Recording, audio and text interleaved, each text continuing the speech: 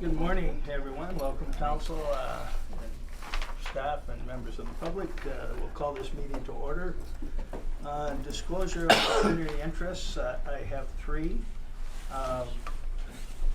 One is from Councillor Watson, related to an item in general government, in that he declared an interest related to item 6.5.6 on the basis that I have a family member that is affiliated with one of the unsuccessful bidders for the real estate service contract. I have another for general government, item 6.5.1 from Councillor Foster. After Hours Clinic, I sit on the board of the South Georgian Bay Community Health Center. And in development section, also from Councillor Foster, item 5.5.6, tourism services, as he sits on the Friends of Nancy Island board. If anyone becomes aware of a pecuniary interest through the course of the meeting, please let the chair at the time know.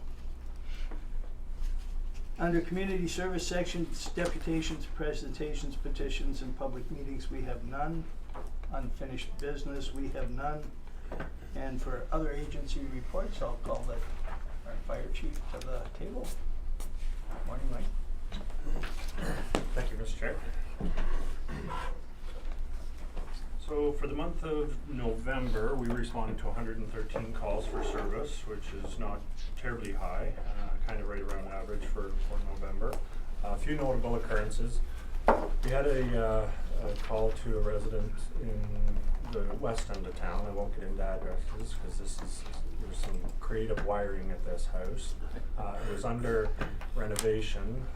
The gentleman that was working on it decided to heat the plumbing with ice melt wire that you'd normally use on your roof. So he wrapped his toilet and all his plumbing and the water meter underneath in the crawl space with this heating cable, and subsequently ended up with a fire in the crawl space. So it was lucky the neighbor walking by saw the smoke. There was no working smoke alarms. It was under renovation.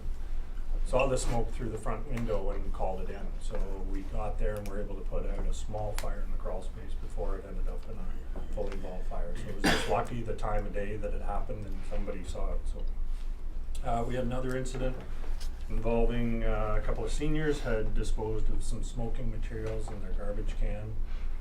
Went for an afternoon nap, garbage can caught on fire, and it was the smoke alarms that woke them up. So that was a good news story.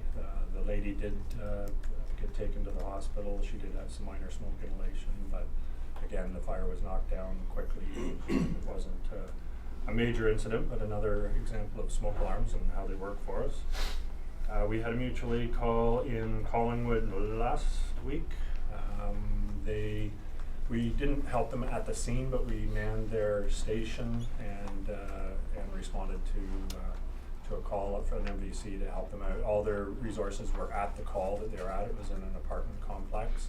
A woman in that fire was actually flown to Toronto in serious condition, and I've just heard recently that she's back home. So they didn't think it was going to be a good news story at the end of it, but she made it through. So, but we helped them out on that. I think I talked about, at the last meeting I talked about the Clearview barn fire that we had helped with. Our community control group met in November and did our exercise and training, and we've submitted all the paperwork for compliance on that. And other than that, we've been out doing food and toy drive. It's been good. The community is always very generous. The fire station is steady. People coming in there just steady all day long, dropping off food and toys. So great community. Good people. That's all, Mr. Chair. Thank you very much. Any questions or comments? Good to go. Thank you very much. Thank you. Okay, we'll now move to the consent agenda. And sorry. Yeah, I was just going to mention the one item. We only have one item pulled, item 3.5.3. So motion by Councillor Kenny and seconded by Councillor Wells.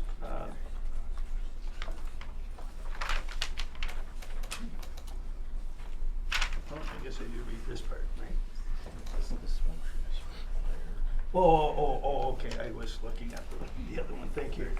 Yes, sorry, so related to the chief's community report on fire services, motion by Councillor Kenny and seconded by Councillor Wells. Resolved that the Community Service Section and Coordinating Committee received the December 2019 Fire Department report for information. All in favor? Carried unanimously.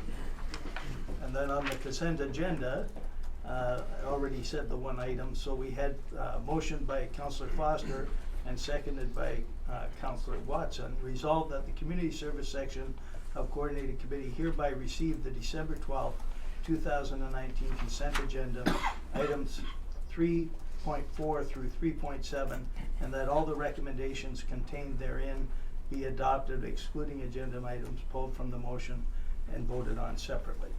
All those in favor? Carried unanimously. So the one item pulled again, 3.5.3, was the food truck festival, and that was pulled by Councillor Watson. Thank you, Mr. Chair. Just a quick question. Is this the same organizer or event that appeared last year and then they pulled out a day early to leave? Or is this?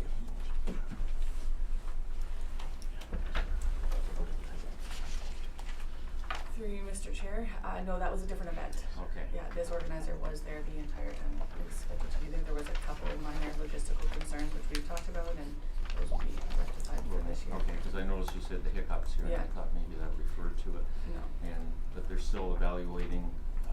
The Third Street lot wasn't great for them, and they'd like to go elsewhere. Yeah, that's what the vendors have said. They would prefer not to be up in the parking lot. They felt that they didn't have as much of a flow of people coming through, although the people that did go to it had really good comments. They'd like to be on the beach, and they'll, depending on obviously the water levels, we'd have to reevaluate if that was the case. Okay, thank you very much. Okay, any other questions or comments? Okay, then motion by Councillor Wells and seconded by Councillor Kenny. Resolved that the Community Service Section and Coordinating Committee recommends to Council that it approve in principle the Food Truck Festival event on July 24th to 26th, 2020. All those in favor? Carried unanimously. With that, we'll take a short adjournment just until we can change secretaries, and so is that 5 minutes? Yep. Be 5 minutes.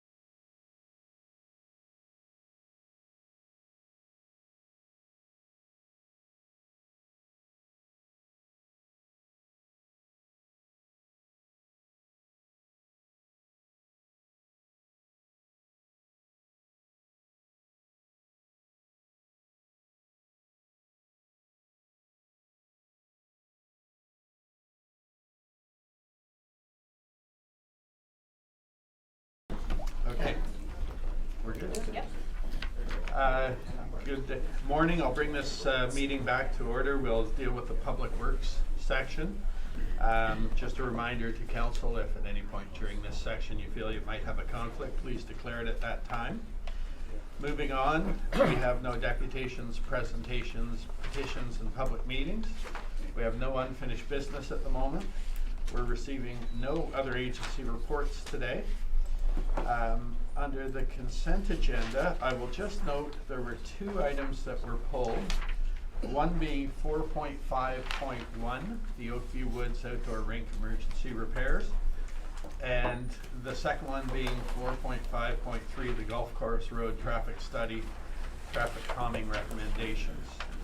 So I will read the consent agenda, noting that those 2 will be pulled for discussion for afterwards.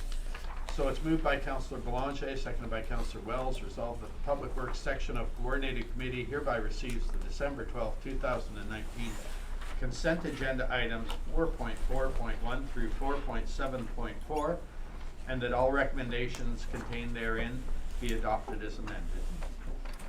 I'll call the question, please. All those in favor? That's carried unanimously. We will then flip to the Oakview Woods 4.5.1, and it was pulled by me. So I will just ask the Director of Public Works. The report's quite thorough, and we don't need to rehash it all, but I do, the outdoor, if members of the general public haven't read it, it's good to read that report and see the pictures. They found some serious mechanical challenges with the I don't know, some technical thing there that made it impossible to make artificial ice at this point. They're trying to make real natural ice, which is lovely, except when we have warm days. So I just thought maybe, Kevin, you could give us just a quick once over for the benefit of the general public as to where we stand and where where we're not skating and where we may be skating shortly. Sure. Thank you, Thank you. Mr. Chair. So through the commissioning process in mid-November, it was obviously confirmed that there was a leak in the system. And what we've been able to troubleshoot to this period was we've isolated that to the significant corrosion of the header pipes. And those pipes run beneath the boardwalk, actually. That's just along the south face of the pad. And they've been in the ground for 46 years, and these pipes are within a concrete trench, but they're fully exposed to, sorry, I don't know if that's mine. Did you hear that? My phone? Sorry. They're fully exposed to the elements and certainly have exceeded their lifespan. Typically you'll get 25 years out of these systems, so we've almost doubled that, but unfortunately we're at a position where we can't make it artificially at this point. Staff have been working very hard, not only to isolate and to ensure that we've isolated the issue, but also to start to make ice naturally, old school. And they were quite successful. It's just when we have those milder temperatures, it does not take much to lose that. And in fact, we were ready to open before those 2 mild days, Sunday, Monday. We had 3/4 of an inch of ice, and the Zamboni was on there, and those 2 mild days deplete that almost down to 1/8 of an inch. So that's the challenge we have when we don't have the system in place, and you're trying to work overtime and get the layers and get the thickness, and then you can lose it within a day. And the forecast these days with the seasonal fluctuation and temperatures, it's difficult to run ice certainly before January naturally. So I know staff are out there again this morning, and we're doing our best to get it operational, and I think we may be close within the week, hopefully, but what we're proposing is to advance. We have solicited quotes from 3 agencies, and we're confident the materials are readily available, and both have indicated that should the authorization be given to proceed, they can replace those headers within 2 weeks. Mind you, we're approaching Christmas, and this was the end of November when they indicated that, but we still believe there's value in advancing this now, so we can sustain that ice until, as we typically do, through the March break, and area residents can enjoy this regardless of of temperatures, reasonable temperatures. Okay, good. Well, thank you for that update. And I know there's, I forget the exact number, but I think it was around 5,300 people are estimated to use that facility in the 3.5 months it works. So we need to do that. Mark, I think you had a question. Yeah, thank you, Mr. Chair. First of all, I'd like to congratulate Kevin and his staff on taking the initiative to actually try and make new ice. I think that's a great concept. I mean, some would just go, oh, can't do it. Yeah. That's it. But no, they went ahead and did the other stuff. Just was wondering whether or not you did mention that you're getting quotes on that. Is there any kind of a tentative timeline when this might get remedied? So it's not, even though there's 2 header pipes that are 110 feet long or so, and it's a very tight quarters, the material's available, and they said once they're able to mobilize, that work can be done in 2 weeks. It's really whether or not they're able to mobilize tomorrow. So it's a challenge when we're getting into the season, but I think both have been receptive and acknowledge our urgency should committee accept this recommendation.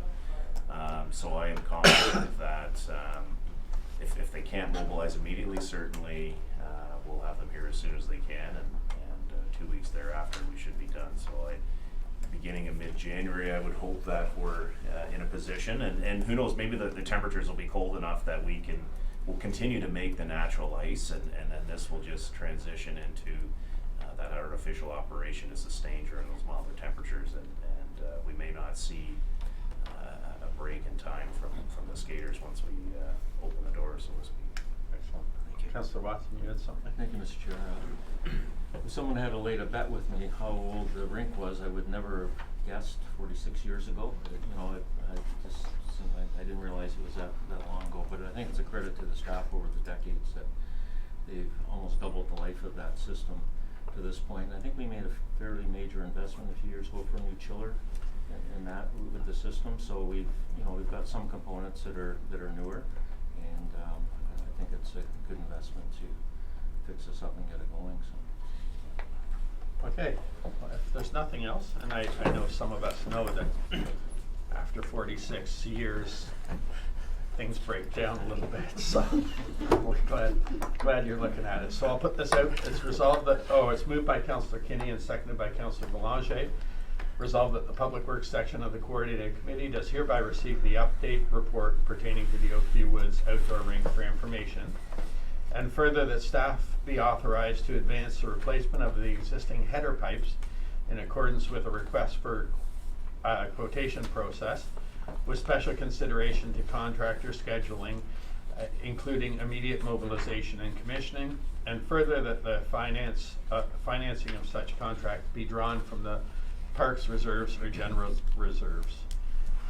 So I'll ask that question. All those in favor? Opposed? That's carried unanimously.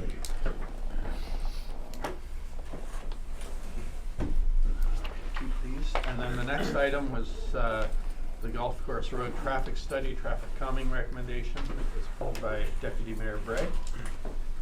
Thank you, Chair. Happy to see this on here. I think it's probably one of the issues I've received more emails on over the last number of years, and certainly had a lot of residents, particularly Park Place and Marlwood, complain about the speed of the traffic on Golf Course Road. I know there's a number of cars. There's always been, at different times of the year, complaints about construction vehicles. So I'm happy that we've done the study, and I just wondered in the recommendations that does kind of say we should be looking at traffic calming measures, if we could look at a speed camera, because there's been recent changes to the provincial legislation, and if people are speeding and the OPP don't have time to sit there every day, which I think most of us understand, we need to do something that's fairly consistent. I know flashing signs help. They cost a lot of money. Well, maybe this is a good trial location to put a speed camera. I think, I'm not 100% sure, but I think that the revenue can come back to the town, and we could maybe funnel it into some sort of a prevention program where we could purchase more flashing speed signs and other traffic calming measures, because what usually does change people's behavior is repeated fines. So I don't know if it needs to be the motion needs to be changed, or if the director can just consider that in the traffic calming measures, but I would, I think this is a great location for a speed camera. Okay, I've got a couple of people who want to talk on that. Do you want to reply to that first, Kevin? Yeah, certainly. So this is acknowledging that traffic calming measures are warranted. What in fact will be implemented will come back again to committee. We want to engage not only the neighborhood, but also the OPP, as well as the community safety or community policing committee, and have kind of a general feedback. Because obviously speeding within the community is a challenge, and we need to all be on the same page as we roll out some of these implementation measures.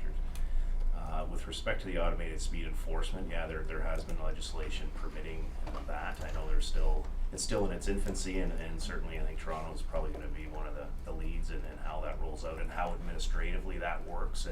And they have indicated, to my knowledge, that they may they're willing to be the administrators of some of the paperwork that does flow through that process.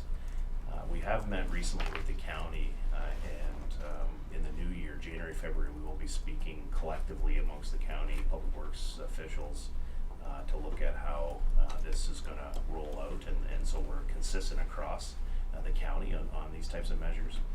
I don't have all the details, but I will bring an information report forward with that.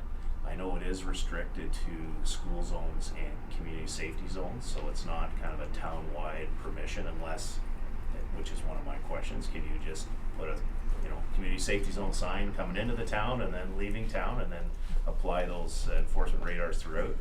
That's up for discussion. So the actual cost of those radars as well, that's from what I understand significant, but it's more the administration and how that works. So definitely we'll be bringing a report forward, and certainly it'd make my job a lot easier if we had those throughout town rather than deflecting back to the OPP for enforcement. All right, first was Councillor Kinney, then Councillor Blanchet. Thank you, Mr. Chair. And thank you, Kevin, for giving that complete report, because now I don't have to say much. Way to go, Yeah, Kevin. no, I was just going to mention about right now the restrictions of applying that to school zones and community safety zones. And although it's a nice thought to put one sign at each end, I think that would water down the purpose of the community safety zones. But I can speak from personal experience, it does slow people down. Okay. Thank you. Councillor Blanchet. Yeah, thank you. My, Chair, my comment would just be that if this was a consideration, that we really need to look at some other areas in town, because I certainly know on Mosley, there's been a lot of residents complain about the speed as well. And again, with the cost and everything else, but if we go down that road, there's been a number of areas in town where we've had quite a bit of residents concerned about speeding, so. Thank you very much. And I still strongly encourage those folks to contact the OPP for speed enforcement. That's not a role that the Public Works Department performs, but we do field those calls and then make those recommendations that they contact the appropriate agency. All right, thank you. And if there's nothing else, I'll add my little comments. As I lived on Golf Course Road for 17 years, now our house was set back quite a bit, but when our kids were growing up, there wasn't a chance we were letting them ride the bicycle out towards the street. It's terrifying. And even myself, when I'd be training and doing a ride, my little stretch of Golf Course Road, well, a lot of that back Golf Course Road through to Klondike is a bit of a drag racing strip. So certainly I look forward to any report you'll bring forward. I do know, and again, when they were putting in the newer Marlwood section, the trucks that would be going by there bouncing on the various potholes, which of course Public Works had fixed, but prior to that there were potholes, and stuff would be falling off the trucks, and so I do think, and I agree with Councillor Blanchet, there's lots of places around town where people take great liberties with their speed, and it's whether it's with a pedestrian or a cyclist, someone on a scooter, car versus any of those, the car wins every time, which isn't good for our community. So I really do look forward to figuring out a way to do it. I will also just say, by the way, I renewed my insurance this year, and they have an app that you can get that measures your cornering, acceleration, braking, and some other parameter. And it's interesting how it's changed my behavior. Not that I've ever sped in my life, but you know, I get a goal to get a 95% or higher on that thing, and it's an interesting. It really does affect your the way you approach things. And instead of being a penalty, it's an incentive, because your insurance company may drop your insurance the following year. So, Councillor Watson, I was going to have the last call, but go ahead. Thank you, Mr. Chair. Yeah, just building on the comment about, that there are 6 or 7 areas in town that we've seen emails come in the last while about speeding in town, and I would, just as maybe a heads up, maybe in the new year, and I want to talk to the detachment commander, but I actually wouldn't mind seeing all of Wasaga Beach as a 40-kilometer zone with signs at each end. We all know when it's 50, you do 60 or 65. If it's 40, you're going to do 50 or 55, which is enough. And when just about any street in town has, all of River Road West is 90% residential. We have school zones in those areas, and I wouldn't mind actually seeing the whole town. I think that we have a little section now around the main beach area. I think that's a 40K zone that was changed, but I wouldn't mind seeing the whole town go that way. I think it would be kind of unique and solve maybe a few problems in town. So Okay. thank you. We'll see what Public Works comes back with. Just Yeah, if I go ahead. may get direction on that, Mr. Chair, is that you want staff to bring forward a report on that? No. Just You so can I know. consider it, but Because certainly there have been communities that have started to survey, more so out west, and Yeah. I've seen that. That also comes down to, there's challenges enforcing 50 kilometers, Yeah. and how are we going to enforce 40? But if that's the direction, I can certainly so start I to believe support the that. charge is speeding. So whether you're at 51 or on a 50 zone or 81 in a 50 zone, you're still speeding. It's just the amount of the charge and whether they enforce it is it. I don't mean no disrespect by screaming out no when we said should we look at it, but I do look and I go, our town is extremely wide, and I realize that there are areas where it's very appropriate to have lowered, so school zones are absolutely critical to do that. But I think for the daily commuter, if we can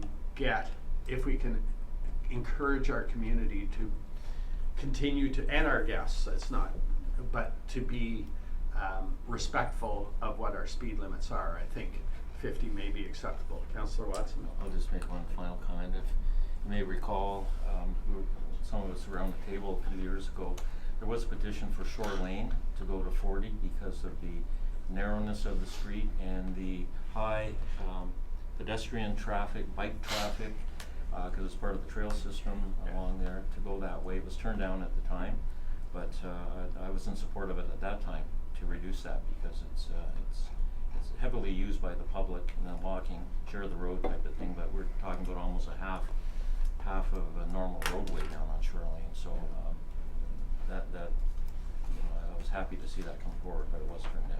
Well, that kind of thing, we can, on a site specific, we can consider that. At the same time, I believe it was suggested that at Shore Lane, they removed the stop signs, the east-west stop signs, which would have made it just a drag racing corridor, the alternate to, and that was turned down as well. Yeah. And that should be, yeah. It should be, absolutely. Yeah. All right, so I'll leave it to Public Works to bring us back some control system and again, I think we have to look at specific areas if there is going to be a request to reduce speeds. But I think reduction first, there should be compliance. Then we'll talk about reduction after that. Is that enough direction for you, Kevin? We have videos to go back on, Mr. Chair, so I'm comfortable with that. Oh, video of this, not video of me driving. Yeah. Thank you. I have heard the speeds have gone down since you've moved, so. The overall speed might have. Okay. That being said, I'll now read the resolution on this one. It's moved by Councillor Wells, seconded by Councillor Boulanger. Resolved that Public Works section of Coordinating Committee does hereby receive the Golf Course Road Traffic Study, Traffic Calming Recommended Report for information. And further, that staff be directed to review suitable traffic calming measures for Golf Course Road between Zoo Park and Klondike Park to be presented at a public meeting for final discussion and implementation in 2020. If there's nothing else, I'll call the question. All those in favor? Opposed? That's carried unanimously. Thank you. And that, I believe, unless anyone has any questions on any other item, we've called that. So I believe that calls the end of the Public Works section. We'll take 10 minutes if we can, please, and bring this meeting back to a riveting development committee section. Thank you.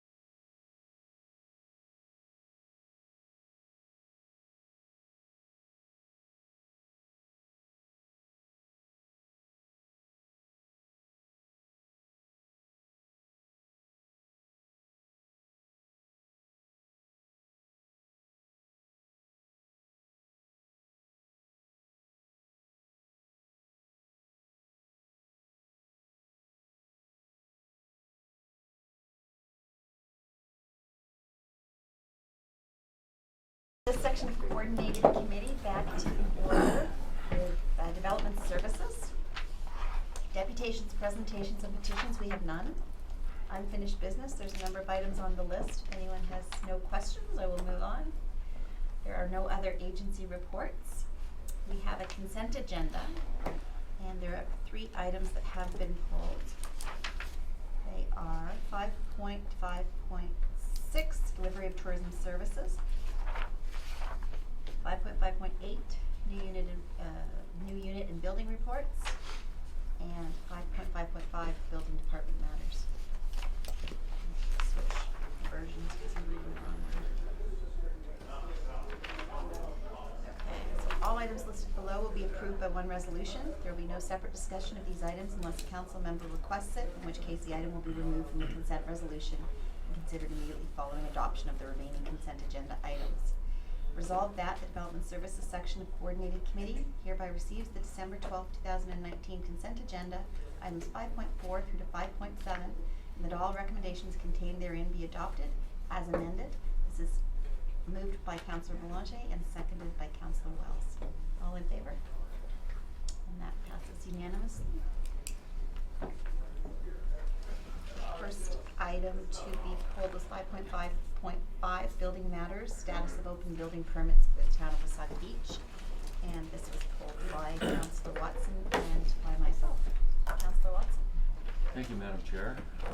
I've actually had a brief conversation with Danny, our CBO, about this. I'm very supportive of the report, and what I find it's a very detailed and complex report, and it's become a complex issue.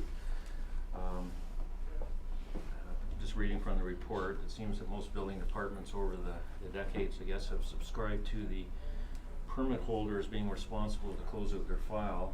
However, with the City of Toronto audit in January 2014, this was discovered to be the wrong approach, that there is responsibilities on the building department. In the how do we get there section of the report, there's a reference to the practice now of abandoning files which are over 10 years old, and this is pretty commonly known both in the real estate industry and the legal circles, that when the zoning clearance letters come in, when someone decides to sell a home, and it'll come in, and if it's over 10 years, the clearance letter will go out, and I guess Annie can explain what goes into it, but basically they don't comment on it, I guess, and the zoning clearance. But if it's less than 10 years old, and especially if it was in a newer subdivision, a lot of the times what you find out is they got occupancy. There's 2 stages: occupancy of a home and final inspection. So they get the occupancy, obviously, for their new home, but especially in a new subdivision area, sometimes if the landscaping isn't complete in the development, or certain things haven't happened, the final doesn't occur, and then it gets forgotten about a lot of times by the owner. They might not even know about it. They just know they're in their home, and that's it, and they're occupying it at that point. And what typically will happen, especially with these newer developments, so you've got an 8-year-old house, and you sell it, and the letter comes back and says, oh, the final hasn't been done, we're going to go out and look at it now.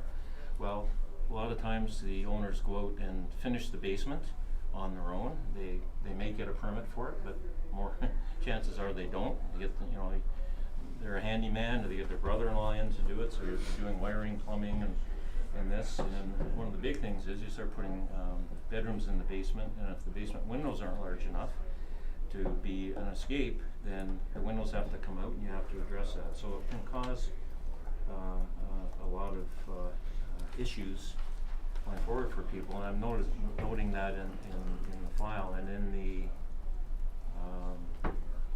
section here that deals with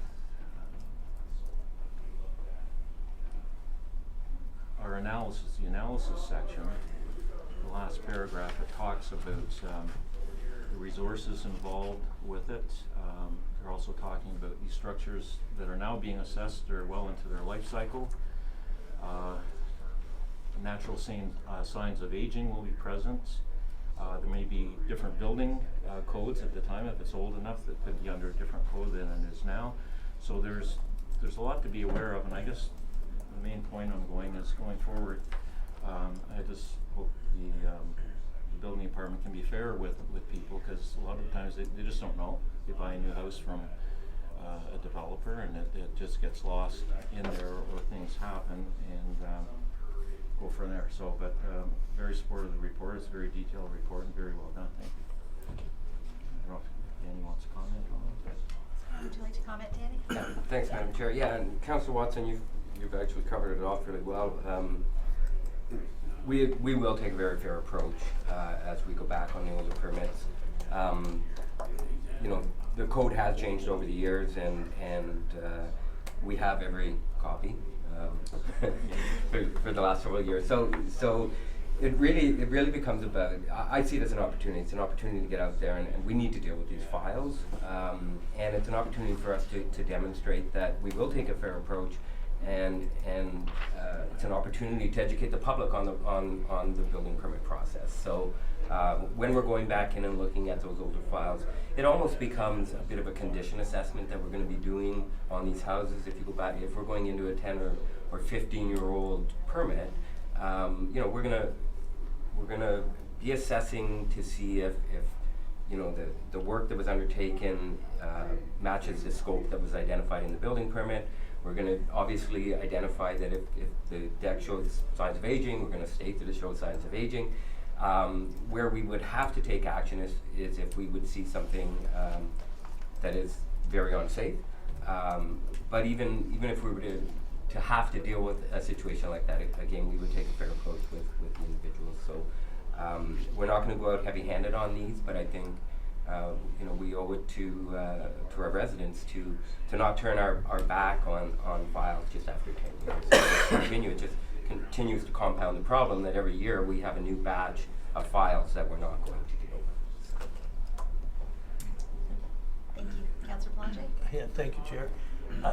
I guess I just, so often that with building and permits, there's some kind of deposit or requirement that until that final inspection is done, that money is not refunded. Like, are we saying, or does this not apply to this kind of thing? Like I get it if somebody's done something in the interim and now it's being inspected, but as far as a final inspection not being done, I would think there could be some kind of monetary incentive that people would want to get that done, otherwise we're holding some significant amounts of their money.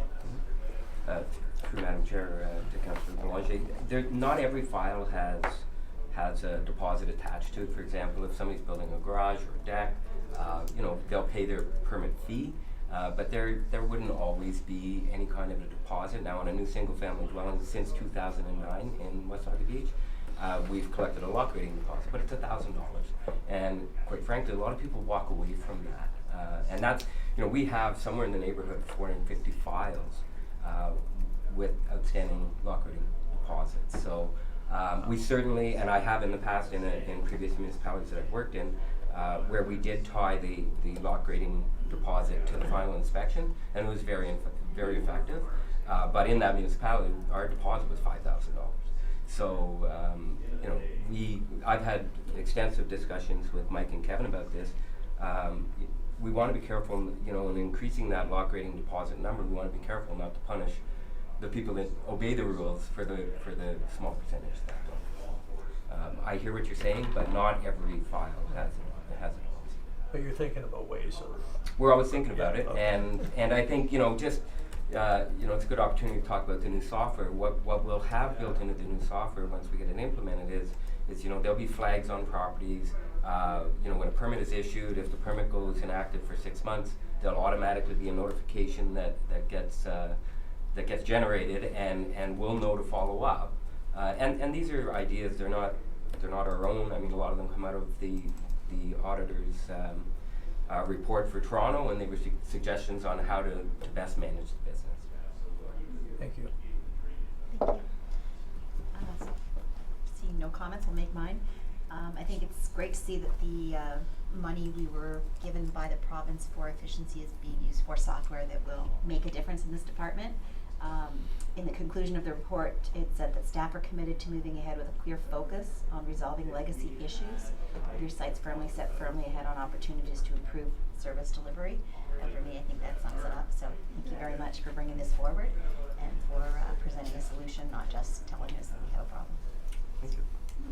Seeing nothing else, I will read the motion, which is moved by Councillor Kinney, seconded by Councillor Belanger.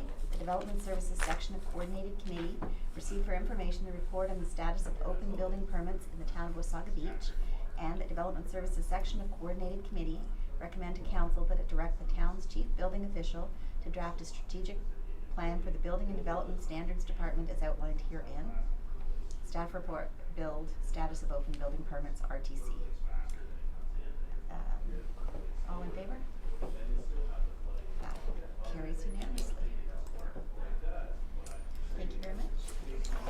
And then actually the last one on the item is, or the agenda is yours too. It is the new unit and building report. So if you don't want to go too far, I had pulled that. I probably didn't need to more for comment. I thought it was a good news story, and I just wondered if you wanted to highlight the good news. Yeah, it's been a great year. As of yesterday, we're at 352 dwelling units created this year. I thought we had already set a record, but I was talking to Doug yesterday, and he's got a good historical memory. Actually, our best year was 2004, and we did 418.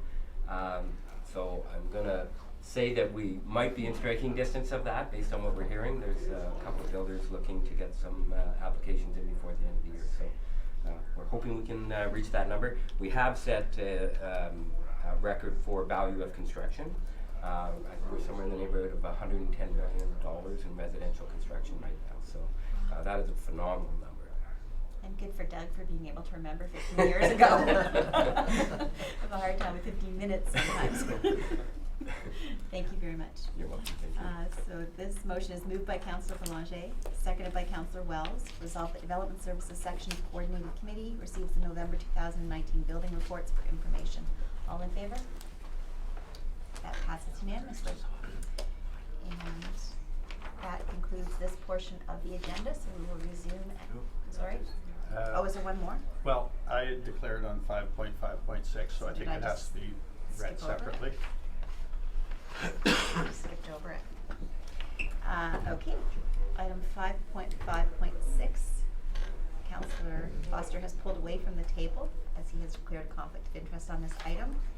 So it's moved by Councillor Wells, seconded by Councillor Belanger. Resolved that the Development Services Section of Coordinated Committee has hereby received the Economic Development Summary Report for 2019-2020, dated December 3rd, 2019 as information, and that the Development Services Section of Coordinated Committee recommend that Council extend the pilot program presently offered through collaboration with the Friends of Nancy Island, Ontario Parks, and South Georgian Bay Tourism to deliver visitor information services in 2020, and that the Development Services Section of Coordinated Committee recommend that Council direct staff to return to committee in the fall of 2020 with a report outlining the evaluation of the delivery of tourism services over the 2020 season with a recommendation for 2021 and beyond.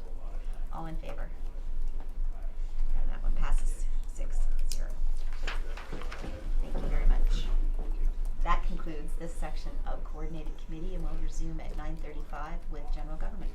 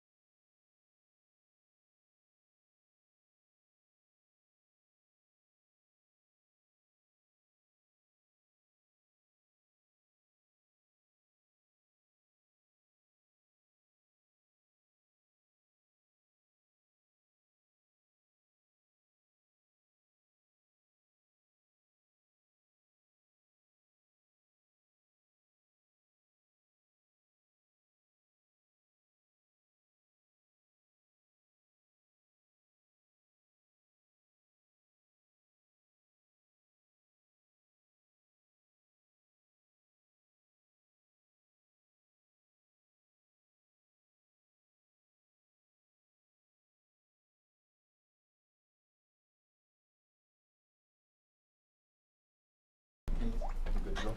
Okay, we will come back together for the general government section of the coordinated committee. And as always, if you find you have any conflict that comes up, you can declare it at that time. Had two declarations of conflict. One is from Councillor Watson with respect to item 6.5.6, and one from Councillor Foster with respect to item 6.511. So those two items will be voted on separately, but it was not pulled for discussion only because of conflict. We have two items that have been pulled. 6.5.3, the report on cannabis sales, and 6.5.8, just the report for receipt of report from the CAO with respect to kiosks. And that is strictly a report to receive. So we'll move on with no unfinished business, no other agency reports, and a motion by Deputy Mayor Bray and seconded by Councillor Kinney with respect to the consent agenda. Resolved, the General Government section of Coordinated Committee hereby receives the consent agenda items 6.4 through 6.7, and the recommendations contained therein be adopted as amended. All in favor? Carried with no objections. Okay, so I'm moving to item 6.5.3. This is the Senior Planner's Report dated December 12th, recreational cannabis legislation, cannabis retailing in Ontario. And I have a motion by Councillor Boulanger, motion by Councillor Watson. This is pulled, by the way, by Councillor Boulanger. But I have a motion by Councillor Watson, seconded by Councillor Foster, that the General Government section of Coordinated Committee recommend that the Council receive the updated report on options for cannabis retail stores in Wasaga Beach and the Province of Ontario's cannabis retail legislation. And further, the General Government section of Coordinated Committee recommend to Council that they approve approve the option to direct staff to monitor, option 2 to continue to opt out and to direct staff to monitor the retail store experiences in other communities for an additional year to report back in December 2020, and to consult with the community about their preferences for retail cannabis stores. So Joe, you were the one that pulled that, so all yours. Thank you. Yes, I've been contacted by a number of individuals related to this, and likely because I had voted not to opt out on the original round of votes. Basically, I'm in that same position, and I want to make it very clear, I have personally never tried recreational cannabis, and I would be fine if it wasn't in our community personally.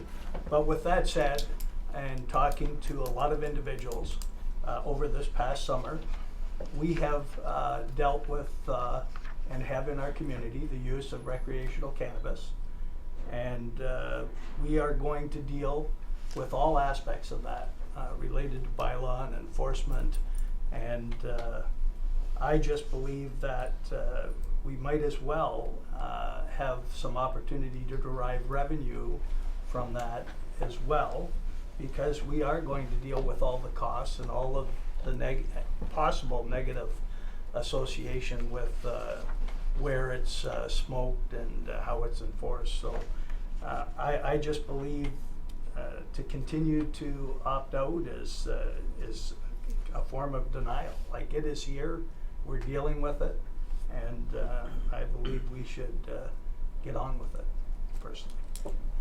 Councillor Foster. Thank you, Mr. Chair, and I back when this first came out, I had suggested it was poor legislation both federally and provincially, and it was poorly implemented by the province. We had a 15-day window to make a decision right after an election, and so we took a conservative approach to that and saying, let's, have a look. What I've found is, in the interim, in my opinion, it has come out completely poorly rolled out. The Ontario Cannabis Store is losing money. How you can lose money selling cannabis on the internet legally is challenging at the best. Now, being a person who likes to do their research, I was in Ottawa where they do have legal cannabis stores, and we went in. And my wife and myself and daughter and her husband went in. And it is an innocuous, it's not a seedy, it's not, I never expected it to be anything. It's a very professional store, very attractive, to be honest with you. And so when talking to the person there, you know, I'm saying, well, what are the challenges you've had? Now, she was just a person, a sales associate on the floor, and she said the biggest issue they've had has been parking in the surrounding area. You know, people aren't falling down, they're not coming in stoned. It's like a bar; they can't serve you if they feel that you're impaired. So there are rules about it, but so I maintained back then, and I still maintain right now, that eventually the province is going to figure this out, and it'll be like they did with the Smoke Free Ontario Act. Originally, they let every municipality make their own decision, and about 2 years later, they came by and said, here's the rules for the entire province. And I think the reason that I'm saying we can continue on the way we are is, first, the lottery system is not effective so far. I know there's one scheduled for Collingwood and Barrie, but I go, and whether we opt in or continue to opt out at this point, there's no financial incentive. It doesn't make a difference. So if we opted in on day one, there was an incentive, and I get that, and I consider that. But I look at it right now, and I'm going, whether we opt in or opt out makes no difference to our bottom line. And so you go, it may encourage an entrepreneur to open up one, and you go, that's fine. And I do agree with you, Joe, that we're going to deal with the byproduct of legalized marijuana, and I'm not terrified of that. I don't think it's, you know, it's not reefer madness we're talking about. But I still sit there and say, I believe that eventually there'll be enough pushback to the province to say this is ridiculous. You know, we should have a uniform one. And at that point, I think, whether we opt in or opt out now, I think eventually when the province takes it over, they will then look at the distribution from I think you have to earn over 100 million, they were going to give, there was some formula that the profit over $100 million over 2 years would be spread among communities that opted in. And I think it's moot at this point. So if the province changes their legislation, which I suspect they might, then we're fine. I'm good with status quo for now, but I welcome his comments. George is first. Thank you, Mr. Chair. I guess my question was, do we need to correlate anything with this decision going back to the staff report on smoking? I'm seeing that it wasn't pulled, but there is a movement to take an option here, and there's a recommendation, I think, about possibly banning smoking in all public places. We're going to come back with a report, so do we need to dovetail these in any fashion? I'll look to the CAO for the clerk with respect to that. I'm whether this report relates to the smoking in public places report. Smoking in public places report has to do with municipal property, not the sale. I'm not so sure that the two things connect, other than the one would be for where you could smoke cannabis, and the one would be where you could purchase, or if you could purchase in Wasaga Beach. So I'm not sure that they are that closely tied together. Thank you. That would be my Okay. thing. So we're saying they're not connected. One has been gone through the consent agenda. Yes. As accepting the recommendations. It has to do with public places. It has nothing to do with the retailing. No, I understand Yeah, that. so- It's just where you can or you can't, Yeah. and whether we had to have any consideration of this report in respect to the other one. That's all, because it's. I think the clerk is saying she doesn't see a connection. Okay. Joe? Yes, just a further comment. I don't disagree, other than we don't know when we may become eligible to have a retail outlet here. But what I didn't mention earlier is there is a black market for marijuana in our town. I've been talked to quite a number of people that said it is readily accessible, and that is still a criminal element that is being supported because it is not legal. And any money spent in our town on illegal marijuana is supporting potentially people that are involved in illegal activities. And I just believe that a month from now, we could be eligible to open a retail store. We don't know that today, but we could, and that could generate, although it might not be a ton of money, it would generate some commercial revenue for the town, and it would also hopefully have more people opt to buy marijuana legally. Sylvie? Thank you. So I hear what Councillor Belanger is saying. I do believe it is a business opportunity for the right person if they were to win the lottery and they were to want to invest in creating a retail place in Wasaga Beach. However, the staff recommendations, there's 3, and the closest to this would be to consult with the community about their preferences for a retail cannabis store. Would that be the next step? Like, we wouldn't just say today, yes, let's opt in. I don't think, looking at the recommendations in this report. So I guess my question to staff through the chair is, consulting the public is probably a very critical part of this process of moving it forward. And if you still feel that it is, then maybe it's time to take that in preparation for this business opportunity. I'll let Nathan respond in a minute, but I believe the motion is actually 3 parts, and part 1 is to continue to opt out. Part 2 is to monitor other communities. Part 3 is to do a community engagement. That's all part of the same motion.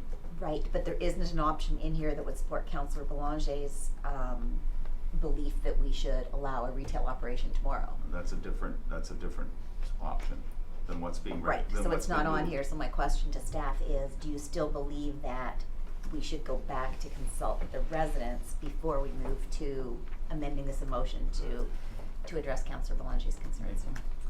Through you, Mr. Chair, yeah, one of the options, there's 3 options that we presented. One, opt-out as a sort of a final decision. Next one, opt-out with the further consultation that you had mentioned. And I think that's just an opportunity for council to sort of see what the feeling is in the community and get some more information along with the further research over the next year, a more conservative approach, and sort of see what the public opinion is out there. A lot of communities did that very quickly through a little survey, within that very short period of time last year that we had to make a decision on whether to opt in or opt out. And so part of the recommendation is to give the public that opportunity to kind of voice their opinion, and then that sort of provides more information for us around this table, staff to recommend and council to decide whether it would be appropriate to have retail sales here. So I think it's just another piece of information that we don't have right now. And further to that, my recommendation would be option C. Let's consult the community and see how they feel, so that we're not pushing it back for a year. If this comes back in 3 months and there's tremendous support, then maybe we can move it forward a little bit quicker. Nathan, correct me if I'm wrong. I believe the community consultation is part of this motion about opting out, and unless I misread it, this option that the mover and seconder have proposed is to approve option 2, which includes the community engagement. Am I correct in that? That is correct, yeah. Yes. The recommendation is to continue to opt out right now, but to do some more community survey engagement Delay it and for a year. research Yeah. over the next year. Yeah. That's, George, you were up next. I was going to say, we have the tools and the mechanics in place now to get community engagement on our website, surveys and that, so I think we're in a very good position, and I'd really like to hear that from the community. I think we need to hear it, and it would be helpful to us, so I'd like to see it happen. Okay.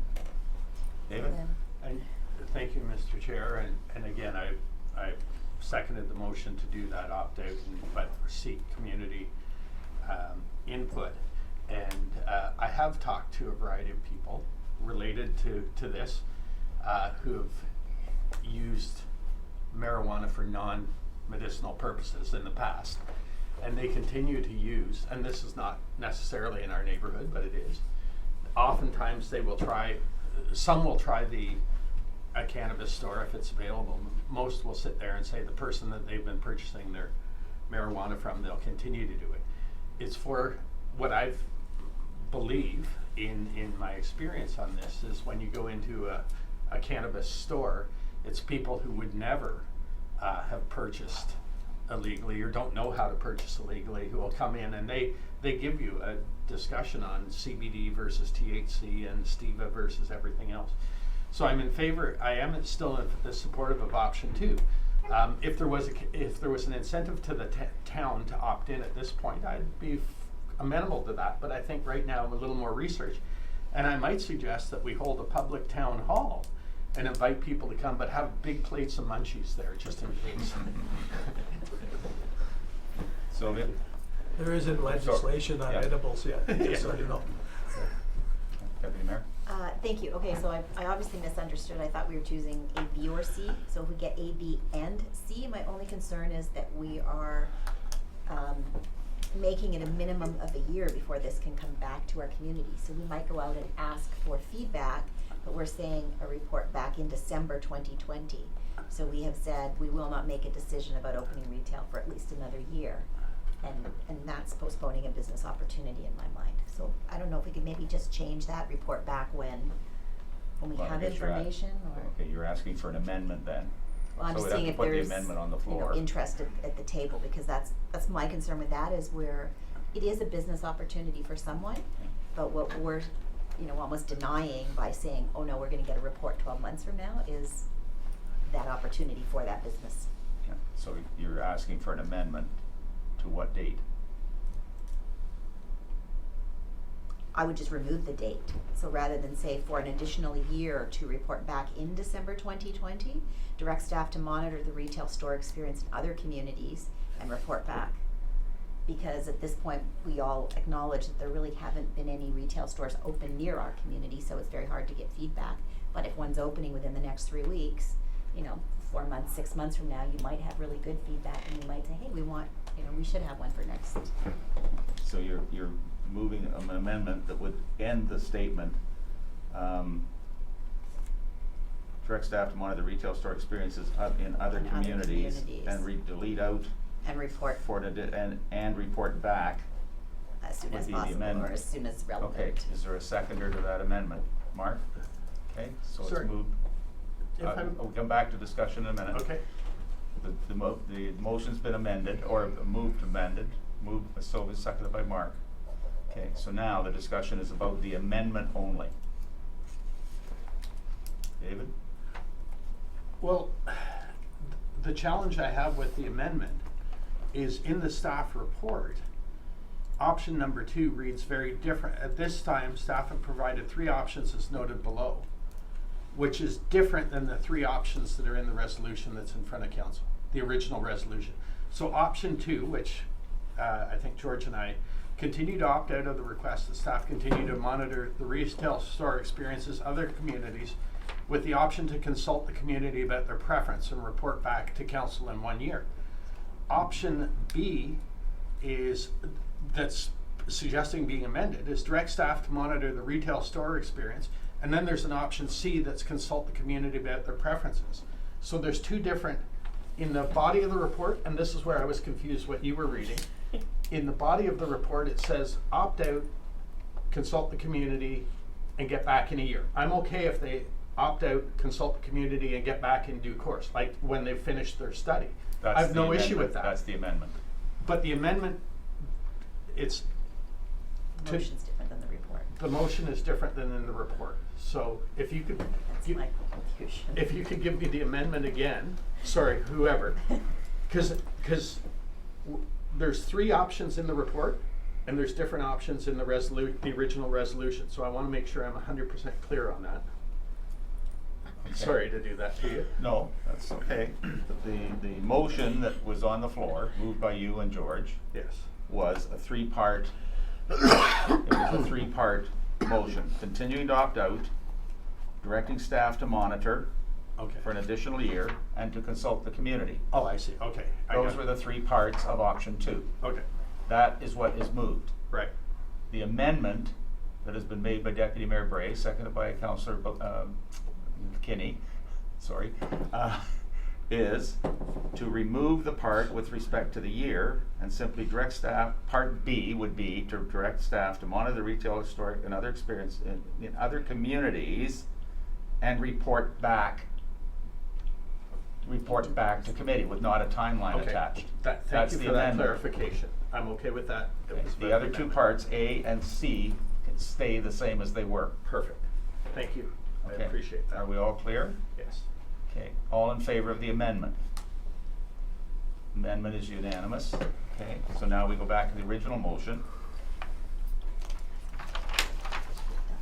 The General Government Committee section of Coordinating Committee recommend that Council receive the update report on options for cannabis retail stores in Wasaga Beach and the Province of Ontario's cannabis retail legislation. And further, the General Government Committee section of Coordinating Committee recommend that Council approve option 2 to continue to opt out, direct staff to monitor the retail store experience in other communities for an additional year to report back in December, and consult the community about their preferences for retail cannabis stores as amended. All in favor? Oh, I'm sorry, Sylvia, do you want to? No, sorry, I was, All in favor? Carried with, no, Joe? One opposed. One Opposed. opposed, sorry. Carried, one opposite, one opposed. Councillor Belanger opposed. Okay, got through that one. All right. The next one that has been taken out, and I'll simply read the motion. It's moved by Councillor Foster, seconded by Councillor Kinney. And this has been removed because Councillor Watson declared an interest in this matter as respect to the real estate services contract. So it's moved by Councillor Foster, seconded by Councillor Kinney, that the General Government section of Coordinated Committee recommend the Council award the real estate services contract to Century 21 BJ Roth Realty Limited for a 5-year period. Deputy Mayor Bray. I know you said we couldn't ask questions, but hopefully we can. I had sent a question into the clerk. My concern was that we're awarding it to a business that's out of town, and I just wanted to know what weighting was given to local representation versus a Barrie real estate agent who won the RFP. Tina, can you answer that? Thank you, Chair. Yes, I can answer that. We definitely considered local agencies. I can report, I've been get authorization to report that Century 21 has acquired ownership of Wasaga Beach, Collingwood, and Thornbury locations. That was information that was submitted, but I could not disclose until now. They will take ownership of those locations January or February of next year, so they are local. There were a number of considerations that we also took into consideration. Specifically was municipal experience. This particular organization has been the county's real estate agent or real estate corporation 2 consecutive terms. They are the number 1 in Simcoe County. They have 9 locations, and now they have 11 locations within Simcoe County that surrounds Wasaga Beach as well. And there were a number of considerations in addition to price.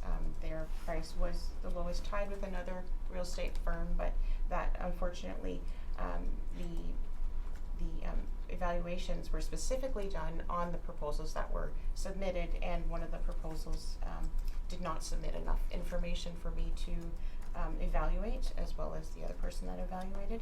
And I have no knowledge of any of the people that, so for me, I am looking at specifically what was submitted and scoring them based on that alone. So there was a number of considerations that we looked at. Local was one. Thank you. I just wanted to understand that, and it's exciting to hear that they are going to be local. So thank you very much. You're welcome. You've heard the motion. All in favor? Carried 6-0 with Councillor Foster, Councillor Watson stepping out. Okay, the next item that is pulled is 6.5.8, the CAO's report dated December 12th, 2019, read the interest in purchasing Main Street Market kiosks. And it was moved by Councillor Bray, Deputy Mayor Bray, seconded by Councillor Kinney. Resolved the General Government Section Coordinating Committee recommend to Council that it receive the expression of interest to purchase the Main Street Market kiosks. Okay, and Joe, you were the one that pulled this. Yes, and I realize it's, thank you, Chair, being pulled for, or brought forward for information, but just some clarification, because, you know, council made a decision, and I looked at the Q&A that was done by the town, and I heard the radio interview with the mayor, and to my understanding, and I've certainly been involved in all of the conversation and meetings, is the offer on the table has eliminated all concerns that have been raised by council. So, Councillor, we're not debating. No, I understand I'm that. sorry, we're not debating that. We're either Yeah. accepting or not accepting the report, period. yeah, well, the other thing is that I think there's some detail related to the offer that should have been included And in the report. Councillor, again, if that comes forward, it'll come forward. If there is a motion to reconsider, that's when that information would come forward. But I believe this is information that people need to have to be able to effectively reconsider, and it's not in the report. Well, the report stands as it is, and we're either receiving it or not receiving it. I don't understand that. Why Well- can we not discuss the report itself that is coming forward to council, which all of you are going to use in determining a reconsideration? And I believe there's significant, important information And- that is not detailed in the report. And if there is a reconsideration, that's when that information will come forward. Again, that information should be something considered when each of you are going to decide whether or not to reconsider. Okay. That's, David? But this motion is just to receive Absolutely. these two things. Once they're received, if they're received, then it will go back to, it will be brought forward for discussion whether there's a reconsideration. But right at this point, it's got nothing to do with reconsideration. If I read it right, it's got to do with receiving the report. Correct. And moving it on. Correct. Okay, Chair- I've got to cut the debate there, Joe. No, I'm- sorry, Chair, No. I would, point of, order, I guess, because in the past, if there's no motion or seconder, there would be no discussion or no debate.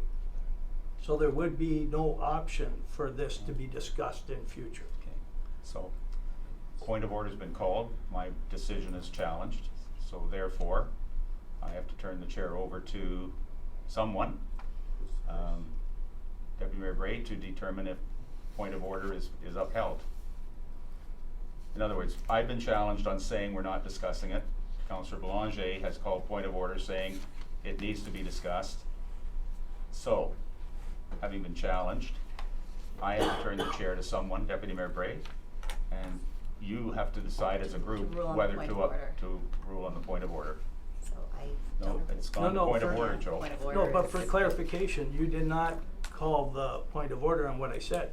It was said that this would come forward later for discussion, and the reality is it may not. It will only come forward for discussion if there is, through due process, a motion to reconsider. That's when it would come forward for discussion. If there is no motion to reconsider, it will not come forward for discussion. But it's not being discussed today. So I turn it back to Right, Deputy Mayor Bray. so the point of order was, My point of order is that this could come forward with zero discussion without a mover and a seconder. And there's important information that's not included in the report that should be consideration for everyone at this table. I mean, the report is as the report is submitted, so I'm not sure that the point of order is valid. I would ask the chair back to. Well, no, you We don't have have to to, we take have to a have a vote. vote, sorry. The committee has to decide that. Okay. But we're not allowed to Clerk, discuss it, is that we're correct? not allowed to discuss it. No. So to me, we have a report, Am I we're correct, receiving a Dina, in report that? for information, we should be voting on receiving the report. Am I correct, Dina, in my assertion? Currently, there's a point of order on the table. Yep. In that instance, the chair rules on the point of order. You have ruled that you that, and in an appeal, so if Councillor Boulanger is appealing your ruling, then the members of committee would decide on the appeal without debate. So that would be put to entire committee to decide. I believe that I made a statement as to where I thought it stood. Councillor Boulanger challenged that as a point of order, so therefore I believe it goes back to committee To decide. if they support that point of order challenge or not. Correct. So then there would be a vote to uphold the. Show of hands would work, I believe. And does that have to be done by me? Yeah. Or I No. think it continues to be done by the chair? Correct. No, Yeah. I'm sorry, I Yeah. thought it had to be. No, you someone don't else. have to pass the chair. It I is, apologize. it is Cheers. asking the committee if they Okay. support your ruling. Okay, so those in favor of my ruling on point of order that it's not applicable to this discussion, all in favor? The vote is 5-1, I guess.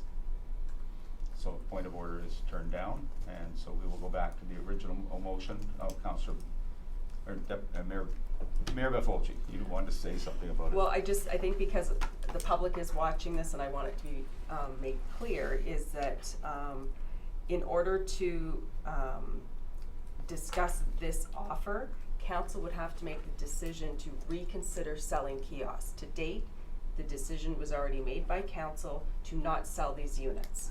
So until the proper process, which has been explained to all of council, is, that reconsideration would need to be approved by council prior to us debating this offer. Is that correct? That's correct. Thank you. Okay, seeing no other comment, I'll call the question. I've read it. Do you want me to reread it, anyone? Okay, the motion is to receive then. All in favor to receive the report? Motion is carried without objection. Okay, next item is a report from the CAO dated December 12th, 2019, read the After Hours Medical Clinic. We'll note that Councillor Foster has declared a conflict, which is the reason for it being separately voted on. And I'll read the motion that the General Government Section of Coordinated Committee recommend to Council that it extend the operation of the After Hours Medical Clinic 3 months to March 31st, 2020, and further that the staff be directed during this period to continue to work in a collaborative manner with the partners involved in the operation of the After Hours Clinic to explore all options to keep the clinic open beyond March 31st, 2020. And further, that the operating costs for the extension, estimated to be approximately $30,000, be taken from reserves.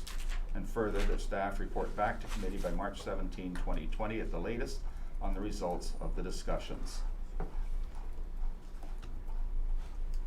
Speaking, Nina? Okay, Nina? Just to comment, to say thank you to our CAO who has been working with the different groups. We've been in discussions with the province, but also to the doctors who are still having their discussions and talking about this. And I think extending it to 3 months will allow everybody the opportunity to hopefully find a solution to the matter. So I'm supportive of the motion. Okay. Mark? Thank you, Mr. Chair. I'm also supportive of the motion. I feel that dialogue is going forward, and that's always a good thing. Thank you. Okay. Seeing no one else, I'll call the question. All in favor? Motion is carried without objection, 6 to 0. And with that, unless I missed a page, that is the end of the agenda, and we are adjourned. Okay. Closed session. Oh, I'm sorry. I am sorry. We have a, right, I apologize. Okay, I have a motion to go into closed session. Have a motion to, No, no one moved it, seconded. it was not marked out as needing a motion, so. Can I have a motion to move into closed session? Councillor Kinney, second, Councillor Foster.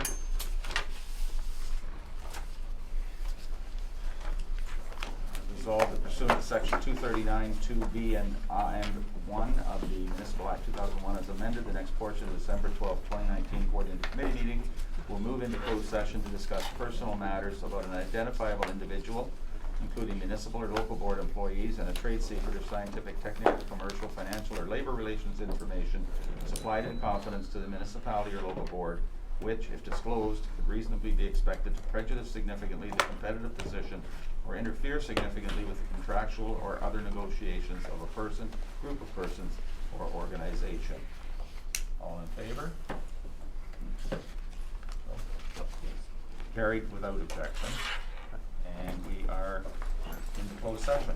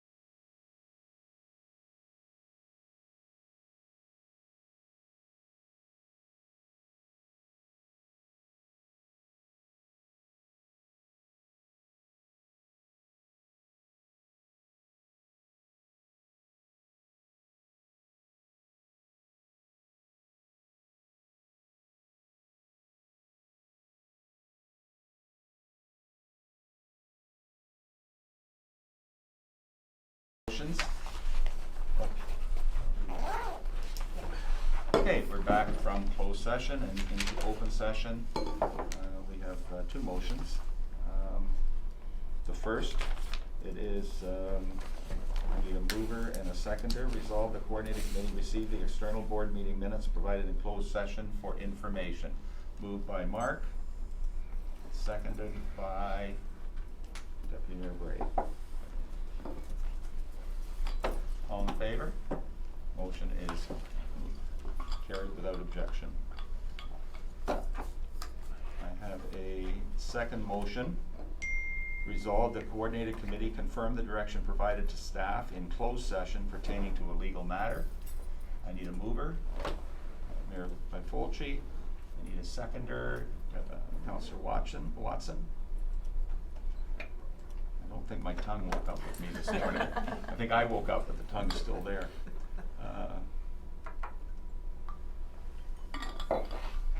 All in favor? Motion is carried without objection. Now we are adjourned. I'd Thank like you. to thank all the